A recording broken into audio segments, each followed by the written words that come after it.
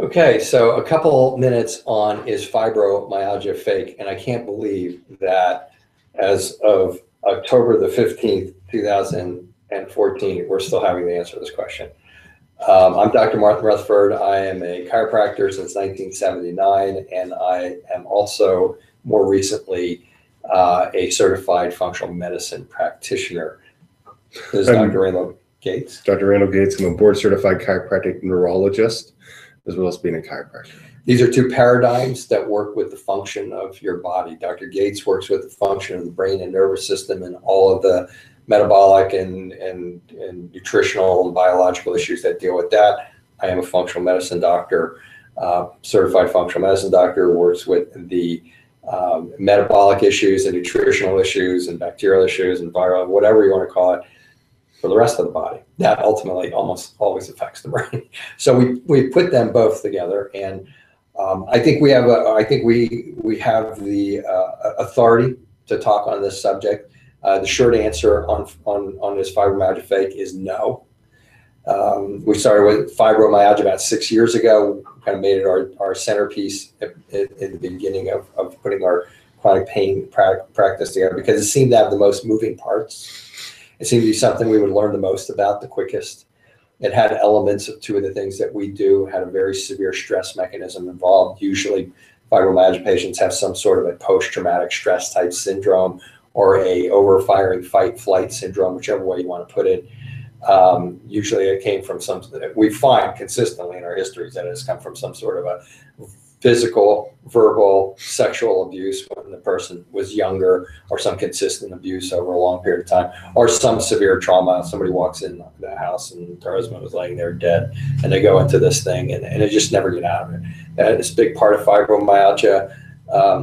Most fibromyalgia patients usually have some sort of an autoimmune component to their immune system is usually attacking parts of them, creating this variety of different symptoms.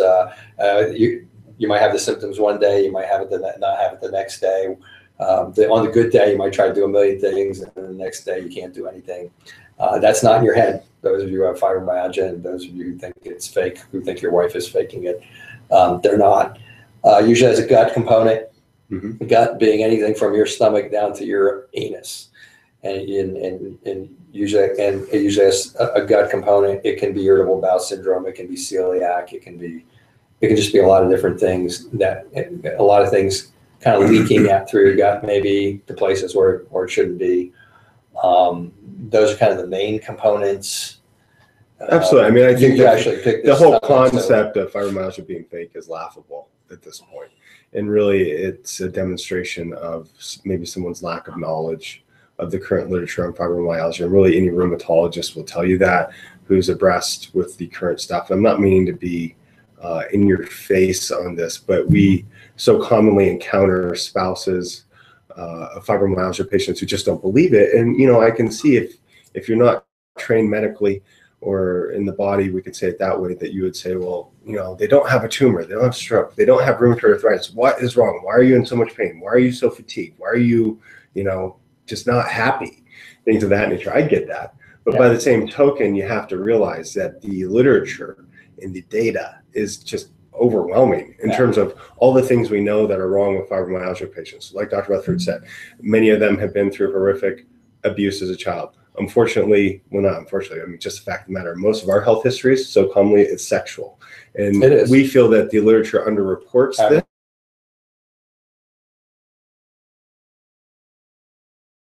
Including men who have come out and said, that's the first time I've ever told somebody that this happened. And it's nauseating. And so that's one piece of it. When people have been through such traumatic childhood experiences such as that, it winds up their brain stress response the rest of their life. Those stress hormones flood throughout the system for the rest of their lives, and that sensitizes or makes the pain nerves more sensitive to pain, like we talked about. As Dr. Rutherford said, the immune components are well established in fibromyalgia, to where so many of them have Hashimoto's thyroiditis. That just came out this year, where they're now saying Hashimoto's, which is an immune attack against the thyroid. That immune inflammation is a major We've probably seen it in 97% of our fibromyalgia. I'll let you say that. I'm not going to claim that stat. But it's a high number, and basically that immune inflammation can cause someone to feel pain. And then the novel finding this year that we came out and talked about many times, small fiber peripheral neuropathy. So the nerves that sense pain, about 50% of fibromyalgia patients have this form of peripheral nerve disease that nobody knew about until it came out in November of last year in the journal Pain.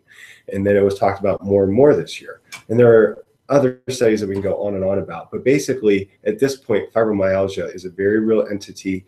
Even though you can't see a tumor growing on these people, there are major biochemical and neurological issues going on in their bodies. You need to understand that. Frankly, we recommend you watch our videos because we've done a lot of work on this.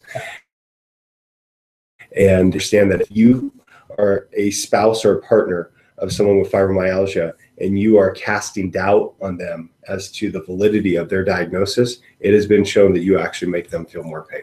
Yeah, and I want to add to that because Dr. Gates was one who brought this subject up, and I'm gonna tread lightly on this, but the fact is, if you're an MD, if you're a doctor, if you're a rheumatologist, or if you're not a rheumatologist, or you're just an MD, not just an MD, or if you're an MD who just doesn't want to deal with this, that's fine.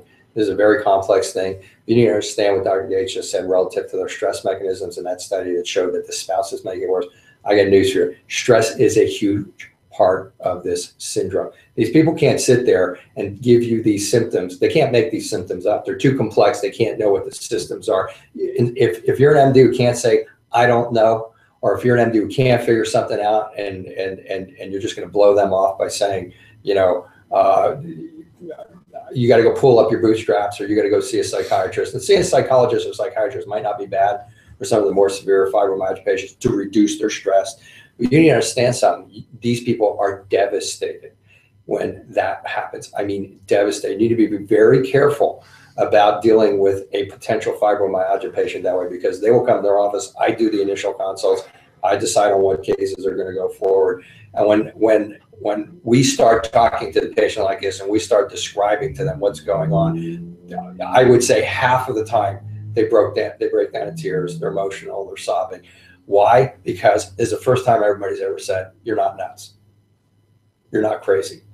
You probably don't need to see a psychiatrist. Once we calm this down, your brain's going to kind of come down. Your brain fog is going to get better. Your short-term memory is going to get better. But I have had the experience of having that patient come back for the initial exam and be noticeably better, just simply because, number one, there was somebody who didn't think that they were crazy. And number two, they understood that there might be some sort of something that could be done so that they could be better. And that knocked that stress mechanism down significantly. And the difference frequently